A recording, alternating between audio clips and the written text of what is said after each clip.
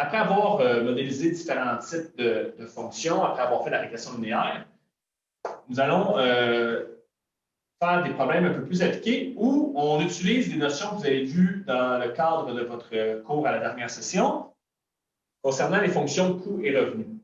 Donc, à la dernière session, on vous donnait les fonctions coût, les fonctions profit, par exemple, et vous deviez vous-même déterminer à quel endroit le profit est maximal, à quel endroit nous étions dans un profit positif. C'est un peu le même genre de question qu'on va voir ici. Par contre, les fonctions ne seront pas données. Vous allez devoir les trouver à l'aide d'une modélisation. Donc, ici, ce que nous avons, c'est, dans le fond, différents prix de vente ont été donnés selon le mois de l'année et ça a eu une influence sur le volume des ventes, ce qui va donc avoir une influence sur les revenus, éventuellement sur les profits. Donc, nous allons, dans un premier temps, essayer de déterminer la relation qui existe entre le volume des ventes et le prix. Comme nous l'avons fait précédemment, on va commencer avec un nuage de points. J'ai construit mon axe en X et en Y, où l'axe des Y est identifié comme étant le volume des ventes, l'axe des X, le prix en dollars. J'ai mis le titre à mon graphique et il me reste qu'à construire mon nuage de points. Donc voilà, on va chercher évidemment les données qui sont données dans le tableau un peu plus haut. Donc, par exemple, lorsque le prix est 25, nous avons un volume des ventes de 481. Je vais faire chacun des points de cette façon. Donc voilà, vous voyez mes points en vert. Et si on regarde un peu la tendance, on dirait que nous obtenons une droite.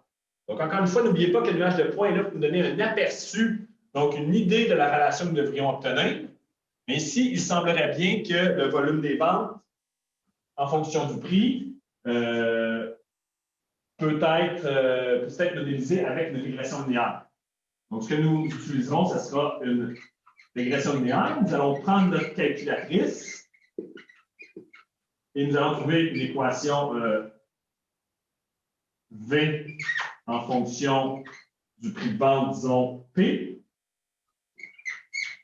Donc, ici, j'aurais pu mettre Y égale AX plus B. J'ai mis V égale A fois P. Donc, V, le volume des ventes, P, le prix de vente. Donc, la valeur de A et B, nous allons la déterminer avec la calculatrice. Donc, avec votre calculatrice, vous devriez obtenir ici comme valeur moins 10 et la valeur de B devrait être de 736,6. Donc, assurons-nous que ça fonctionne selon notre estimation. La droite, ici, on a quoi? 400, 500, 600, 700. Donc, l'ordonnée à l'origine, 736, c'est très plausible. Une pente de moins 10, il faudrait valider, là. Mais encore une fois, votre calculatrice, si vous l'utilisez de la bonne manière, vous obtiendrez ces résultats. Et nous pourrons ainsi. Le but éventuel dans la mise en situation, c'est d'établir la fonction profit. Pour connaître la fonction profit, nous avons besoin de la fonction revenu et de la fonction coût, et ce, en fonction du prix de vente.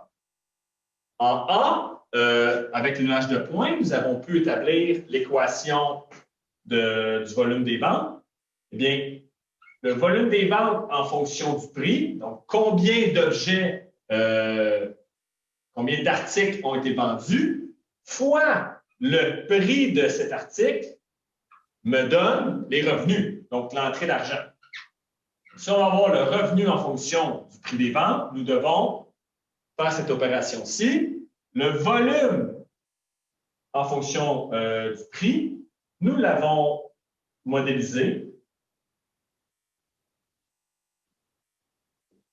avec une droite de régression. Et si on multiplie par le prix, nous obtiendrons une fonction quadratique.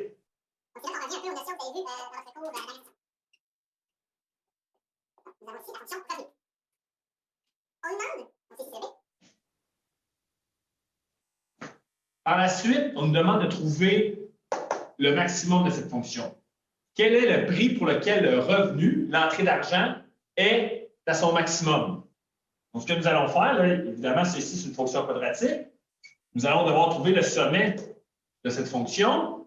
Et, juste un bref rappel, le sommet d'une fonction quadratique, donc ici c'est P qu'on cherche, est atteint lorsque sa valeur est égale à moins B sur 2A. où le B et le A sont les paramètres là, de la forme générale d'une fonction quadratique. Donc, si le B est de 736,6 et le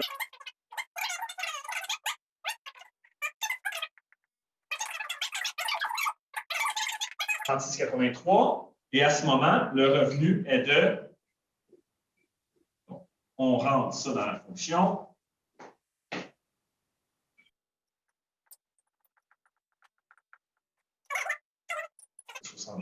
et 49. Donc, la fonction revenu est obtenue en multipliant le volume des ventes par la variable P. Ça nous donne une fonction quadratique. Nous pouvons trouver le sommet de cette fonction avec ce que l'on sait sur les critères, les caractéristiques d'une fonction quadratique. Là, donc, le sommet est en moins B sur 2A. Si on demande la hauteur du sommet, donc l'ordonnée, la valeur du revenu, lorsque le prix est de 36,83, on rentre dans la fonction, nous obtenons la valeur suivante. Maintenant, dernière étape, quelle est la fonction profit? Éventuellement, pour quel prix le profit est-il maximal? On nous demandait de trouver la fonction profit selon le prix de vente. Pour établir la fonction profit, nous avons besoin de deux choses, le revenu et le coût.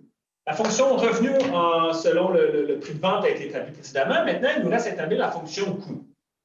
Dans les informations qui sont données, nous n'obtenons pas directement la fonction coût en fonction P. Nous obtenons plutôt la fonction coût selon le volume des ventes. On nous mentionne que pour chaque unité produite, ça coûte 8 $. Donc, lorsqu'on parle de frais variables, c'est la définition, 8 $ par unité produite. Et les coûts fixes sont de 2 550 $. Donc, les coûts, en fonction du volume, donc si vous me donnez le nombre d'unités qui a été produite, vous multipliez par 8 pour obtenir les coûts variables, et les coûts fixes sont de 2 550 $. Et là, je ne peux pas mettre ça directement ici. Là. Moi, je cherche la fonction coût selon le prix. Par contre, nous avons déjà établi la fonction volume en fonction du prix de vente. Donc, n'oublions pas que la fonction V, la variable V ici, il faut l'avoir comme une fonction qui dépend du prix de vente. OK? Nous avions établi que le volume des ventes selon le prix était de moins 10. Donc, c'est ici, je vais juste faire un petit rappel. Nous avions moins 10 fois P plus 736,6. Autrement dit, là où on a V, nous allons le substituer par la chose suivante. Et donc, la fonction V, ici, c'est la même chose que ça. Nous le substituons par cette expression. Donc, au bout de la ligne, nous obtiendrons donc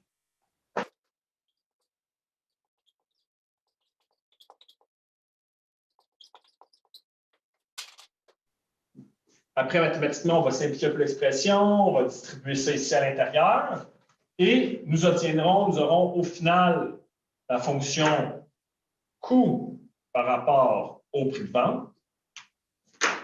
Donc, on fait ça ici, ça va faire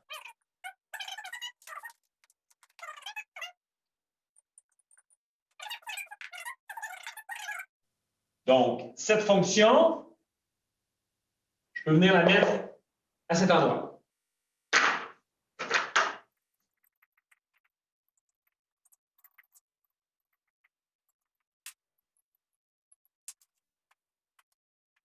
Donc voilà, après avoir trouvé la fonction coût, j'ai pu l'insérer ici afin de trouver la fonction profit. Donc vous voyez, là, j'ai écrit les différentes étapes, je les lis avec vous. Donc on reconnaît ici la fonction revenu en fonction du prix, ici la fonction coût en fonction du prix qui a été trouvé à cette étape. Par la suite, ben, c'est un petit travail algébrique, il faut faire attention. Donc, propriété des opérations, moins, moins, ça va donner un plus, on distribue notre moins. On regroupe nos termes semblables. Donc, on a ici un facteur commun, donc on additionne, ça nous donne 816,6. Et nous avons encore une fois une fonction quadratique, donc la fonction profit en fonction du prix est une fonction quadratique. Nous avons les différents paramètres A, B et C.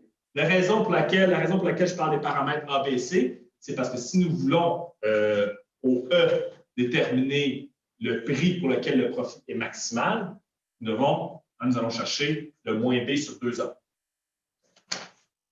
Pour obtenir le profit maximal en E, nous devons prendre les paramètres de la fonction profit et regarder la valeur de moins B sur 2A.